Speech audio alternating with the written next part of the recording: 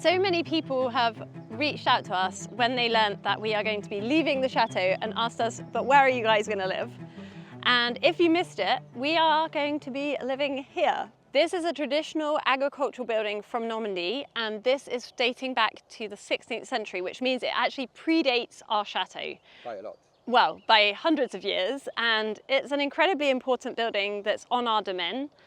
And we honestly didn't know what to do until this year. We did plan in the past to turn it into a holiday let, and we even applied for planning and we got planning. But then we started getting quotes in, and we realized that we would need to rent it out for probably 100 years to make the money back that we have to invest. So the architect came to the conclusion that by doing everything with the company to a high standards, it's over €1 million. And that's for a 280 square meter building, 250, 260 square meter building. That's extremely expensive. You can build 3 houses that size if you build them from scratch. So unfortunately, we had to find a different solution. And in the meantime, the state of the roof got worse and worse, and it became more and more urgent. And that's why we were so delighted when we decided to turn the chateau into a hotel, to finally have a very good reason to change that into a house, our home, and to save it. We also started thinking, how can we renovate that for a better price? And the solution is, we do a lot of things ourselves. Which we couldn't have done before because we were so busy with the chateau and with the coach house. But because we are turning that into a hotel, and because we will have a lot of help with these 2 buildings, this will become our main building site where we work. And this brings the price down, and it becomes still very expensive, but somehow more manageable. Yeah, it's challenging times ahead, but exciting as well. So the first major challenge we have is this is a very long, thin, narrow house, and it's only on 1 floor because this was only ever used for agricultural purposes. And we need to be able to have rooms upstairs. So we're going to have to raise the roof 70 centimeters like this, so that it will be high enough that when we are on the 2nd floor, there's room for us to stand up. We're never going to change the width. That's the only thing, but we can increase the height. So we know that we're allowed to do that. That was already on our planning application last time, and it was accepted. And obviously, very importantly, we're going to need to have windows up on that floor for the bedrooms, because we're planning to have the bedrooms up in the 1st floor. So we'll also have permission. We're going to keep the thatch. I'm sure lots of you are wondering, are we going to keep it or not? The thatch is a very traditional building material in Normandy, and we absolutely love it. It's what gives this building its charm, and it's historically what is important to keep. We will be putting on a new thatched roof, and we're really excited about that because we've never done anything like that, and we're going to be working with the thatcher. And there are so few left that I think the wait list for having him come to us is like a year and a half. This building has a soubassement, I don't know what it's in English, base in stone wall. And later we will go there and you will see there's different techniques. Here we have stone. There is flint stone. So it's a mix of techniques, and that makes it so special. And it's a timber frame construction with old-fashioned filling in here. That's the absolute correct thing that should be in between the timber frame. This is made of clay and straw. Very simple. So that has lasted for, and that's certainly the how many original. hundreds of years? Over 400 years. So it's a fantastic material. I totally love it, and we're going to redo it. And not many people do that nowadays because there's some more modern techniques, but we really want to stick to the traditional building techniques. I want to learn a lot, and I think it's also super exciting to see all these techniques and invite experts to help us. So the cool thing with this is literally just a sticky clay soil, which you can find here probably when you dig down 20-30 centimeters, mixed with straw, nothing else, and it lasts for so long, and you can reuse it. So what we're going to do, we're going to recycle these bits and pieces. It's not enough obviously for the house, but we don't have to throw that away. We can put it in the mixer, and we can reuse it and add what we need and do that. I can't wait to take all the old material out, and especially all the material that they put in later, probably in the 60s and 70s, which are not appropriate materials. I think one thing that makes this particular outbuilding really special is the use of these beautiful big stones. And we believe that they may have originally been used on the traditional fortified chateau that would have been here, that predated our chateau that's there now. In the medieval times. So that date back from the medieval times, and perhaps when that chateau was destroyed, they just collected all of the big stones and repurposed them, and we've seen them in several of our outbuildings. Now, one of the amazing things in this building is that you have it tells you a story. You can read the time and the modifications done over time by going from the left to the right. Here on the left, we have the oldest part. This is the 16th century part of the building with the flintstone, the wood structure, and the big stones probably from the fortress. And when you go further there, you see the texture changes. It's not the same building anymore. Coming here, we have a different type of architecture, something really resembling our chateau. We have a brick wall, and then we have some flintstone in the middle. But funny enough, it's a really nice flintstone wall, and when we took off the plaster on our chateau, it wasn't that nice. So somebody went through a lot of effort to make a very beautiful flintstone wall within these bricks. So it goes from here to here. This is definitely at least 18s, maybe 17s. Yeah, that's something we can investigate further, but I believe maybe late 17th, early 18th century extension. And now that's not all. Later they again said, that's too small, we need more. And they built this part, which I believe is 19th century, early 19th century, or very late 18th century, or early 19th century. And you can see these windows and this brick structure. And funny enough, it didn't do that well. Like the other parts, they are way more stable. And the part which is in the best condition, funny enough, is the 16th century one, because they used these stones and the wooden structure that just is timeless and lasts over time. We totally love the fact that you can read the building from the left to the right through 3 different time periods. And that inspired us for our project. We knew that we were going to have to add some kind of extension onto the building because it is a bit too small for us to live in as a house. But we really wanted to keep the idea of the longhouse, and we really want to play with that. And we want to add an extension to extend the length of the longhouse. So we're planning to add an extension here, which will be a 21st century extension, which means that when anybody is going to look at this building, they're going to be able to read that this building was extended, you know, in the 21st century, and they know that because of the building materials, because of the style that we're going to use.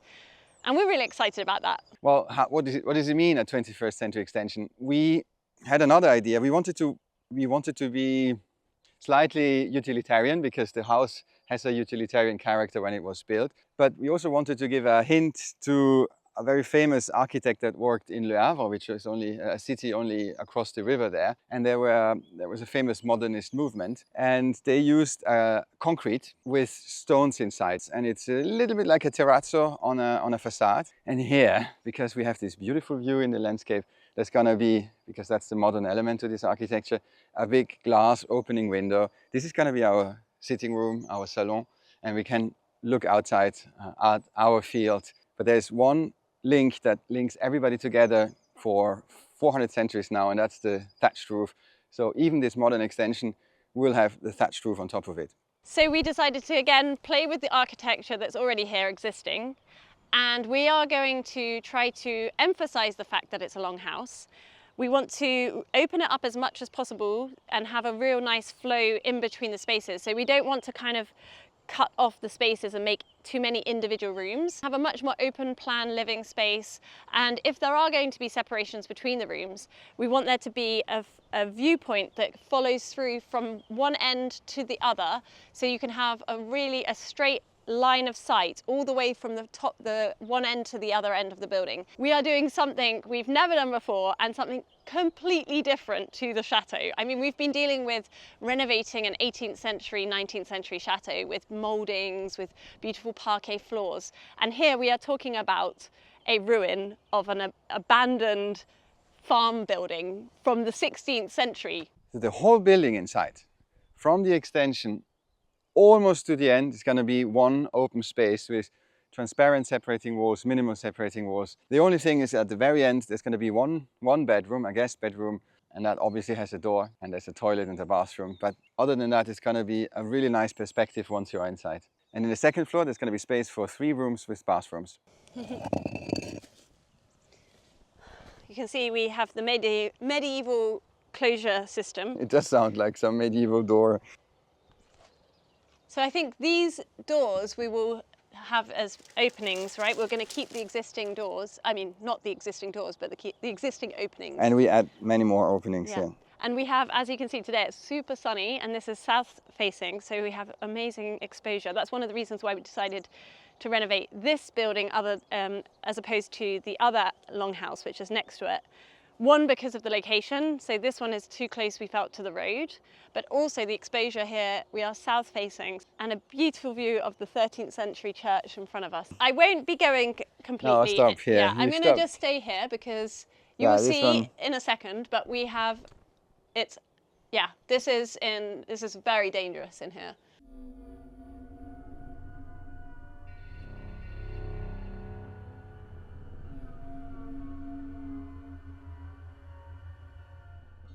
And it's quite scary how fast it can degrade. Like this beam here, this oak beam, has completely snapped in two. And I don't think it was like that when we first moved here, was it? No, it snapped last year. And there's a second one here. Well, it was already snapped, like one of them this was, one, but it's not completely. Yeah. So the height of the ceiling will probably remain a little like this height, won't it? It's Which is very nice for a Yeah. longhouse. It's very high. Yeah. This And is, you can't even reach it. This is a we'll- very generous height for, but we need to replace a lot of these beams with new oak beams. Yeah. Can you remember when we bought the chateau, and the first time my parents ever came, they had a tour around, and I remember my dad saying, wow, this is a massive undertaking. Can you imagine if we'd shown him this building and said, this is going to be our future home? I mean, it's exciting because I can see the potential. I don't know how many of you out there might think we are absolutely crazy to undertake this. Let us know in the comments. Would you do this? Do you think we're crazy? Why not? It's not about what makes sense financially. It's about saving something that is irreplaceable. So Philip, what do you see this as? What's the plan? This is going to be the kitchen. There's going to be the kitchen here, kitchen island in the middle, and behind in the other room, the dining room, and the extension is the sitting room. All open plan, just with a chimney, but otherwise, all these walls here, they will go, and it's just one big, long house. And I think if you look down there, you understand why you wouldn't want to cut up this beautiful, long rectangular space with separating walls into a small square space, because it would look cramped and not modern at all.